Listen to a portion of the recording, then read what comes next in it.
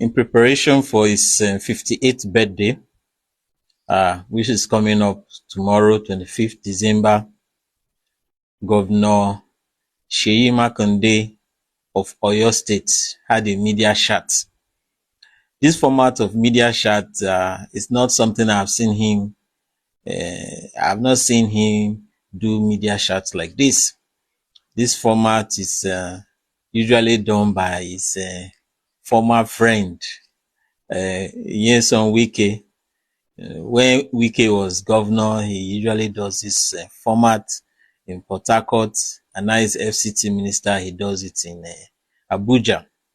And I saw this evening, I saw reports that Wike is doing his own media chat on the 29th of December in Port Harcourt, which is likely going to be explosive because there are so many issues. Since Fobara defected to APC, Wike has not really done press conferences. He did his birthday and he made some comments, but it was low key. So definitely the media chat on 29 December in Port Harcourt by Wike is definitely going to be explosive. And I'm sure he will address these comments made by Seyi Makinde. So before going into what Seyi Makinde said, Seyi Makinde made a lot of revealing things, which helps us to understand some of the issues that are ongoing. But first, I want to say for Seyi Makinde, when he first became, around that time he was running to be governor, and when he became governor, I went to Ibadan for some things, and then, I used to hear about him. He was a star. He was quite popular when he became governor, and I've not been to Ibadan for long, but then I know he was quite popular. He was a star governor, and he was, he's one of those that, there's this, when you see, just like in the US, where you see a star governor and you like, oh, this person may one day become president, and that's been the trajectory of some US presidents, In this instance, when Seyi Makinde became governor in 2019, he was quite a star governor, and, the hope was always that he would go further. So it was somewhat disappointing, considering how popular Seyi Makinde was. Then it was disappointing to see he now became one of the group G5, Ashwebi boys, that was following Wike when Wike lost out in the presidential race in the PDP, and they formed G5, and it was one thing for them to have, usually when people are not happy with certain outcomes in their party, they can surreptitiously, behind the scene, support another candidate. They don't make it so obvious. But in the case of the G5, that's 5 governors, Nyesom Wike, Seyi Makinde, Biazo from Abia State, Ugwuanyi from Enugu State, and Samuel Otum of Benue State. It was very obvious that they were not supporting their candidates, and they were quite upfront about it, And then, at a point, it just appears as if, the ringleader is Nyesom Wike, and others were just following him, and it kind of dimmed the light for all this, because Wike was a showman and others were just looking like errand persons, for want of a better word.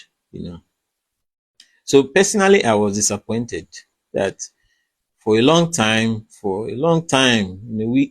Makinde was following Wike, and when it was pretty obvious that Wike was using the gang to advance his own political interests, you know, it was quite obvious. But then they were following him until in recent times we've seen that Seyi Makinde has parted ways with Wike, you know, and they are no longer in the same fighting the same cause, you know. And some have wondered what happened, what transpired, what made Seyi Makinde come to see the light and to stop following Wike in the things that Wike was doing. So today, Seyi Makinde, when he gave the media chat, he explained, what had happened. He said that, you know, they wanted the PDP to produce a candidate from the south, especially saying that Muhammadu Buhari has ruled for 8 years. And I think if not for the influence of Atiku, that would have been the outcome, right? But Atiku wanted to be president. Atiku has his resources and his influence and was able to deploy it. And at the end of the day, he emerged as candidate.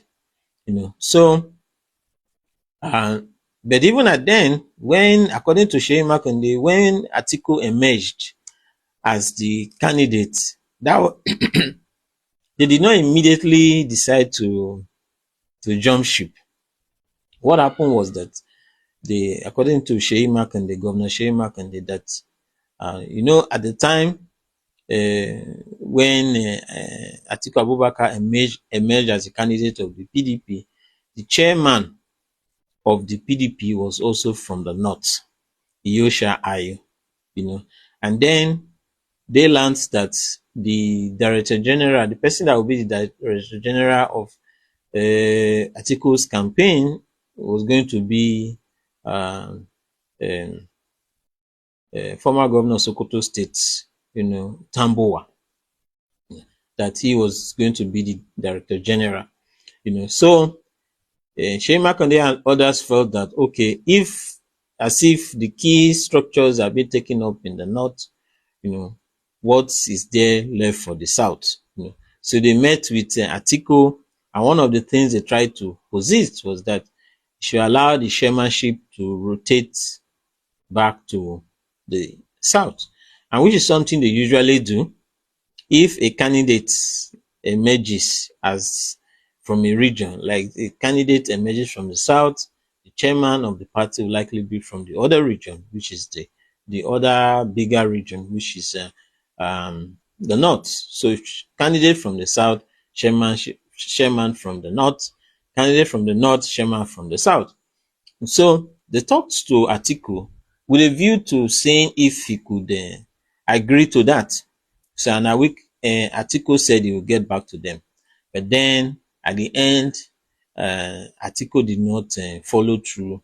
He did not agree with them. He did not follow through with that. And then we also know from the events that took place that at a point when Atiku was considering VP, one of the persons he considered was Wike. And it appears that Wike, was really trying to be a vice presidential candidate. But at the end, Atiku went for Okowa instead of Wike. So that situation played out. And then when Seyi Makinde's camp saw all that had taken place, they decided they were going to jump ship and support a candidate from the south. So they supported Tinubu, and Tinubu won. Then at the end of the day, Tinubu was trying to compensate those who supported him. And we saw that FCT Minister Wike, was given Wike, the ringleader of the G5, former governor of Rivers State, was given a ministerial position, the FCT minister. At that same time, Seyi Makinde was asked, to bring a candidate from Oyo State, and he asked the president, what position do you want person to fill in, so that they will look for someone who is qualified from Oyo State. And that Tinubu talked about development, budget, and so they went and sought for somebody, who could fit into that role, and then submitted the name to Tinubu. But instead of Tinubu to go by what Governor Seyi Makinde did, he now went for a different individual, and that person now is now the current minister of power. And at a point when they subsequently met with Tinubu, Tinubu told him that, I learned you are not happy because your ministerial slot was not picked.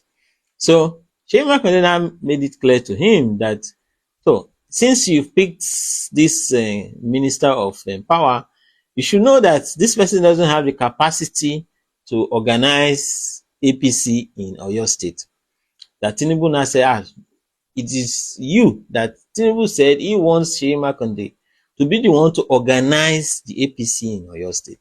And Seyi Makinde said no, he cannot do that, that he is in the PDP.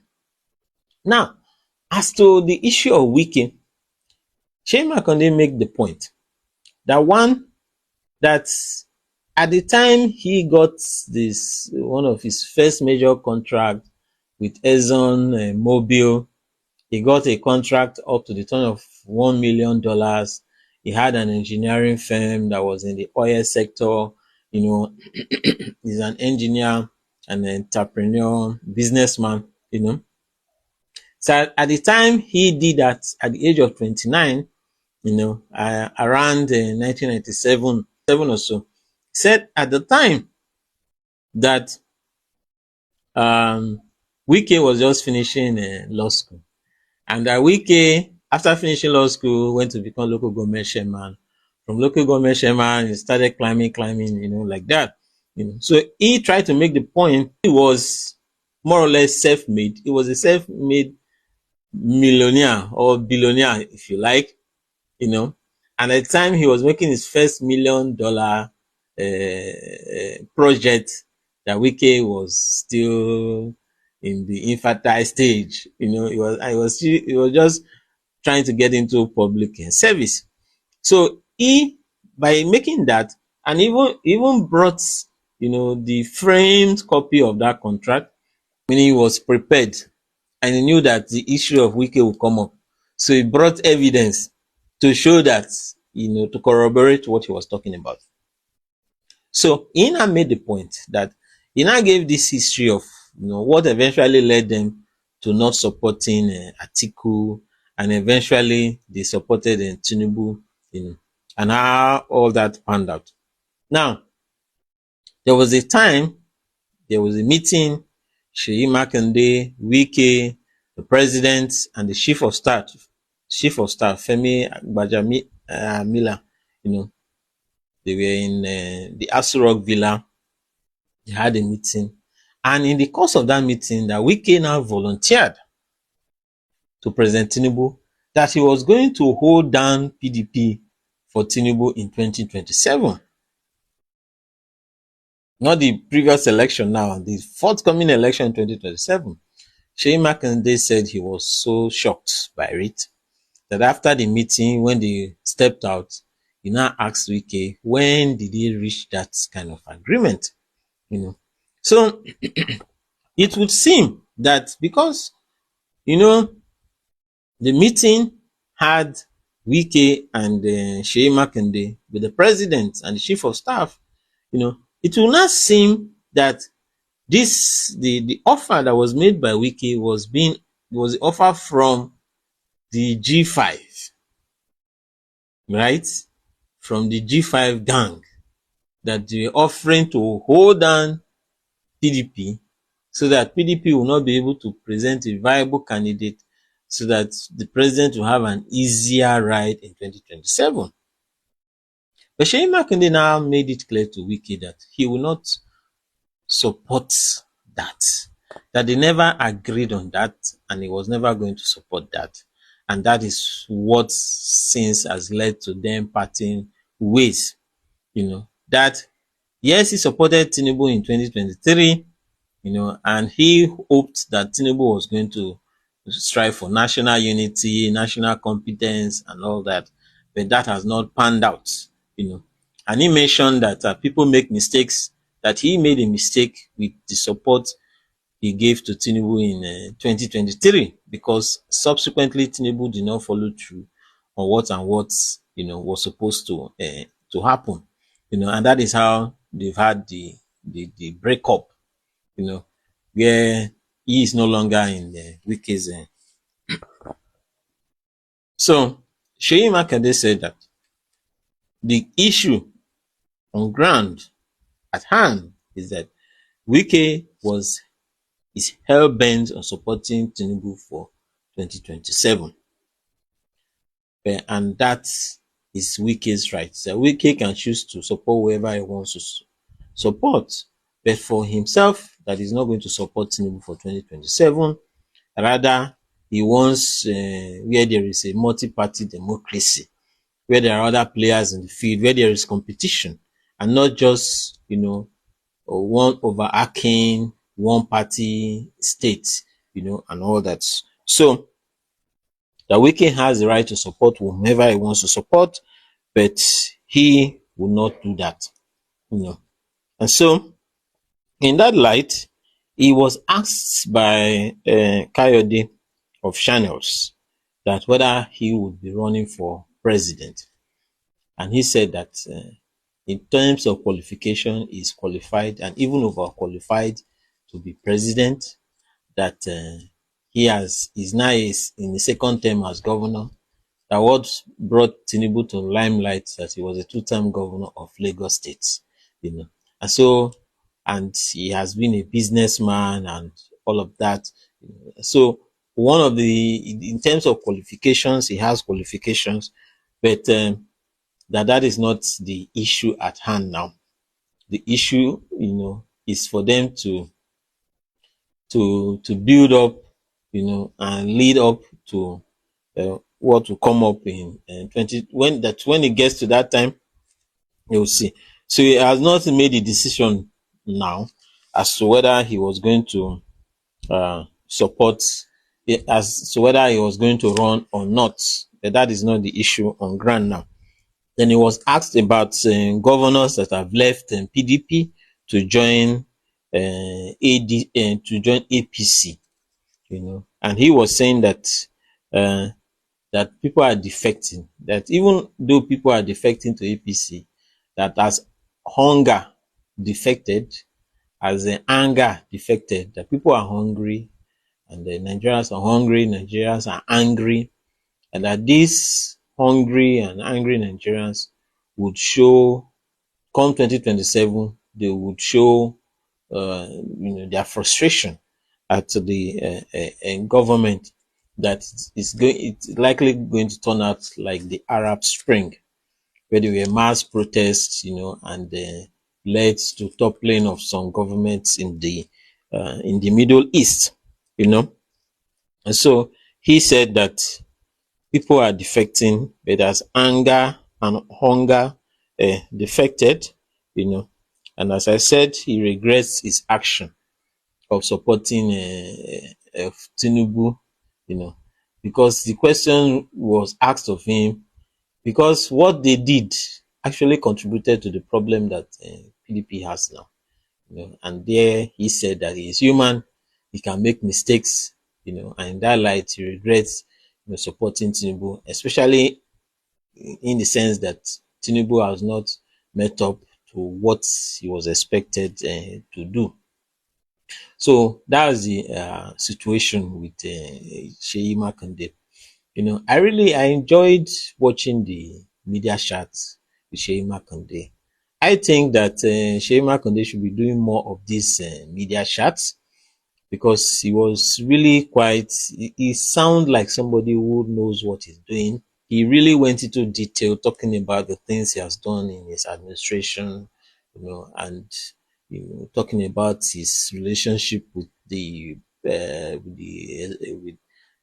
the center, Abuja, and how he has fought for deals, you know, from World Bank and across the continent, So I really enjoyed the media chat, and he really lived up to that star governor that I heard of in 2018 and 2019. He really lived up to that image of that star governor, you know. And um, it's a good thing he has left Wiki, because it wasn't a good image at all.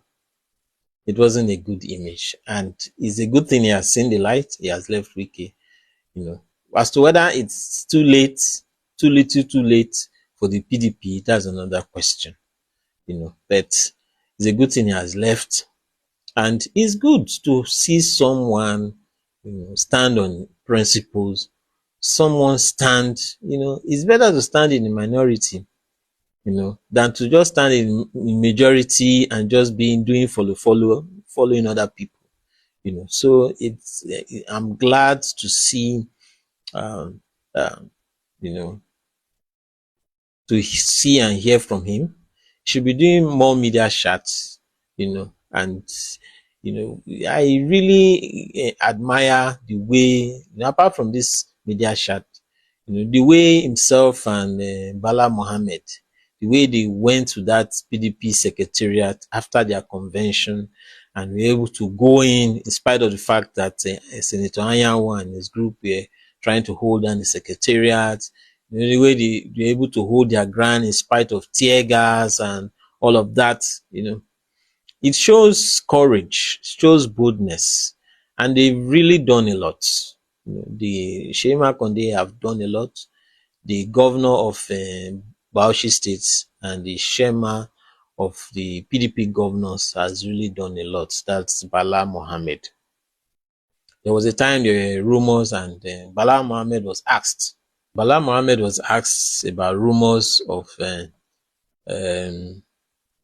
Seyi Makinde running, then Bala Mohammed will be running mate, and Bala Mohammed said they've not had that conversation, But I think that, from what they've done so far, they if they want to run, if Seyi Makinde wants to run, he may not win, you know, especially considering the way PDP is now.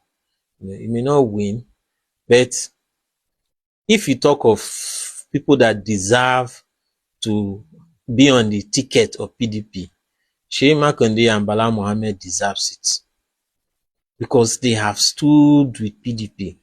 When people are jumping ship, people are defecting, they have stood with PDP. And so if they are running, they deserve to be on the ticket. Seyi Makinde or Bala Mohammed, they deserve to be on the ticket for what they have done for the PDP. As to whether the chance of winning, that's a different issue. But in terms of, being on the ticket, and, it's not all about winning the election. It's not all about that. Something stands for posterity, that you fought for something, and at the end of the day, you were rewarded with the ticket. Because there are people that have left, some people, years back, some people left the PDP, went to another party, they didn't succeed, came back to PDP and came to pick the ticket of PDP. So when you see people who have stood with the PDP and they fought, had tear gas thrown on them, had so many challenges, and yet they still held their own, hold a convention and still trying to make progress. That really shows people are loyal to the cause of the PDP, and they've done so much. And if it turns out that there is a race, these people that are fighting so that PDP stay alive and stay afloat, these are the people that deserve to get PDP ticket now. It's not somebody that would go to another party when things didn't work out in that party, then come back and now try to get the ticket. No, people who stay loyal to the party should be able to get ticket, you know. So we'll see how that one would pan out.